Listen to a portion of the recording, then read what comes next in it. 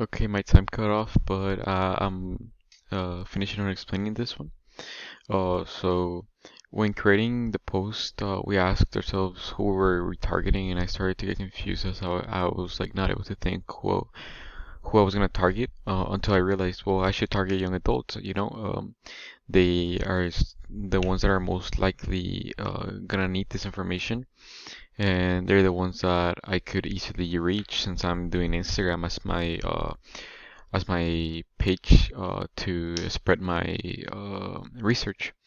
So from now on, I'll think who my audience is from the start of the research, as it will allow me to figure out, what steps I need to take in order to reach that desired audience.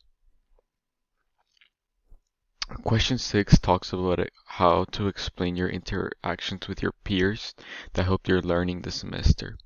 I learned how to properly work alongside my peers. I think that we learned a lot about time management. Um,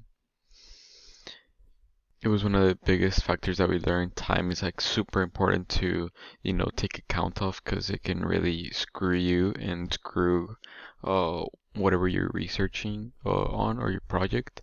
And also just overall talking to each other really helped us out. Uh, I think that we all became much more. It was just much more easier to work with like a team instead of just working by yourself and trying to do everything just you together instead of all together.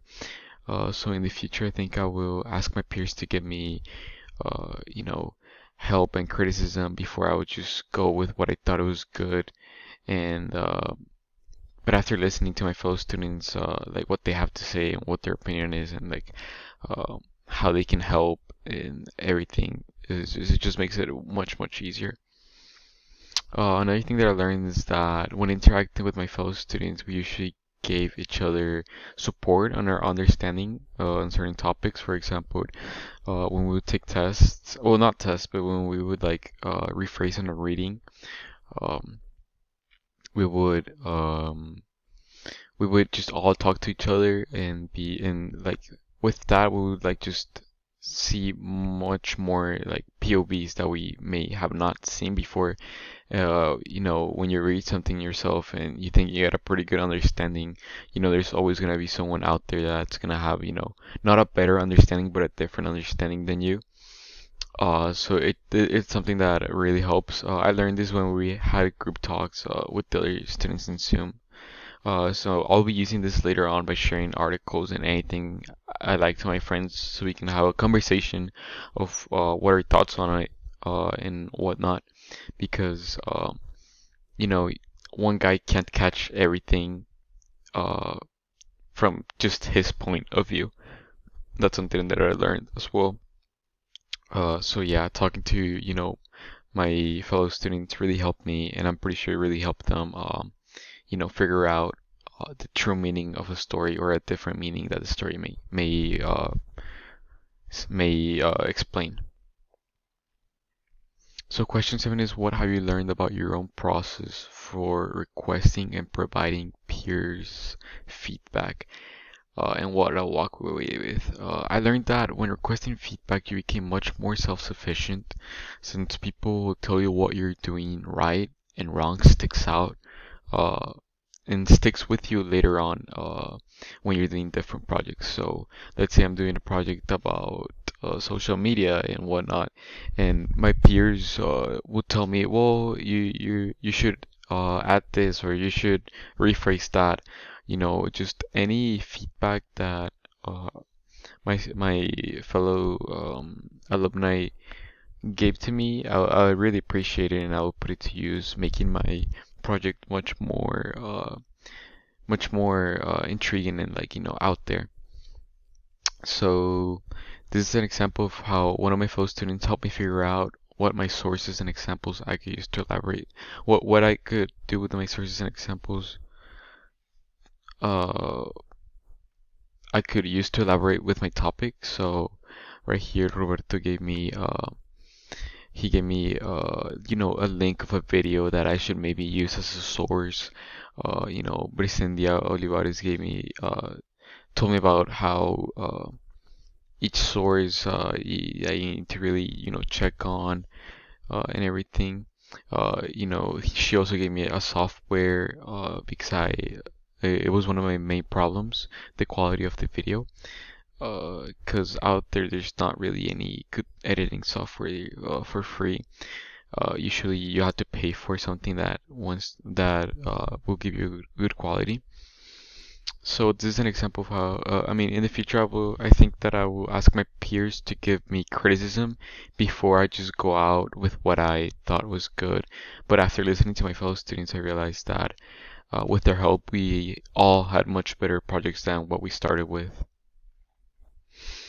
So I also learned that feedback is not meant just to tell you what you did wrong, but it can also be helpful to tell you what you did great and how you can keep on doing those things that your fellow peers told you that think that was good.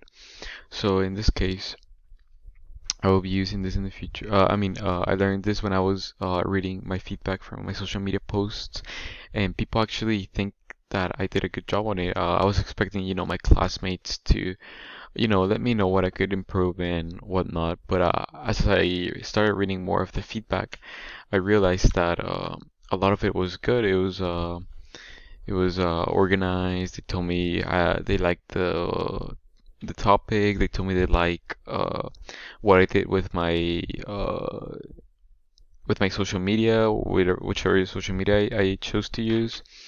So yes, I realized that giving good feedback is also just as good as telling someone what to improve, because that way they can stick with it and they can maybe even master it for their future projects and whatnot. So I think I'll be using this in the future by me myself complimenting and showcasing to my classmates work what they did good. I'll tell them like, you did this great. You gotta keep on working on this. Um, you can probably master it, if you keep on doing whatever you're doing great. So question 8 is what they should expect to learn from this class. I think this is for newcomers to the English 1302 class. So honestly, I think that before coming to this class, students should expect a more real life English experience and usage. It is not your high school Shakespeare class that you will fall asleep on. It's a class that gets you ready for real life scenarios, which I really appreciate. I had never taken a class that, focuses so much on like real life scenarios than this. It's usually just more straightforward. You gotta learn this. If you learn this, you're good. If you learn this, you're. If you don't learn this, you're bad. In this class is more about, creating and inventing something, which I really like. It's all about that college experience. So, what's the biggest worries, concerns, and fears or difficulties that they will actually have? Honestly, I think that there will be no real worries in class. The instructor, Miss Bonnie, and the way that the class is patterned is really great.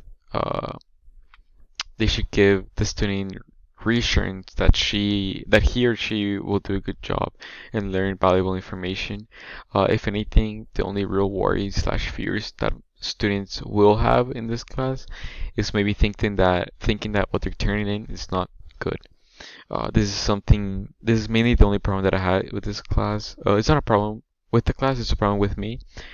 In like my past experience with English classes, like, you would never think that what you're doing is enough. In my experience, like, you can never really get an A on a paper because no paper gets A's or whatever.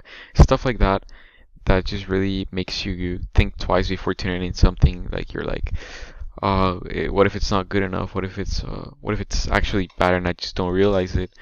Um, what are the best ways for them to overcome these concerns, worries, fears? I think that the best way to overcome this is to be confident with what you turn in. As long as you do whatever you can to improve your work, it will be fine. So trust me on that. And I'll just say, just have fun experiencing and experimenting all the things that you're allowed to do in this class, because it really is amazing that an English class like this helps you this much in real life scenarios. I thought it wasn't gonna help me as much as it did. I thought it was gonna help me a lot, but I didn't think it was gonna help me this much. So yeah, that's it for me. Thank you.